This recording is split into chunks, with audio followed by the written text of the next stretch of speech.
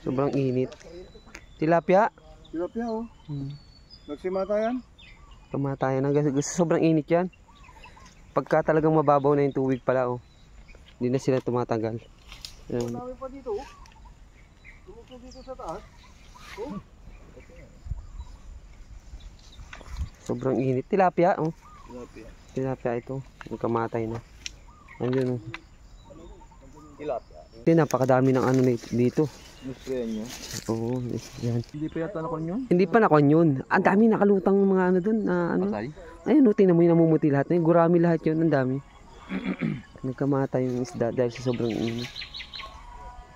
Pag halos ano wala na silang makuan. Mahina rin ang buhay pala ng karpa no. Ito, isang pito nga to. Ito parang may isda pa. Nakuha na yata ito. Marami ng patay oh. Nagkamatay na. Huh? Ang dami yan oh. Namatay? Nagkamatay na oh. Kamatay na yung mga gurami oh, sa sobrang init. Ayan.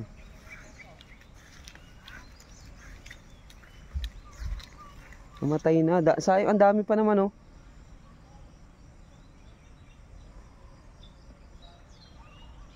Namatay sa sobrang init.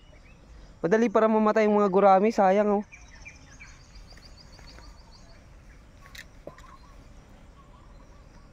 Namatay na yung mga gurami sa sobrang init, hindi natagalan. Ayan oh. Ito hindi na kuha ng kaagad, kumunti na lang kasi yung tubig niya. Bumaba na yung tubig niya.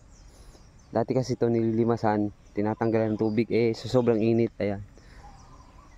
Kamatay yung mga gurami niya, yung mga isda oh.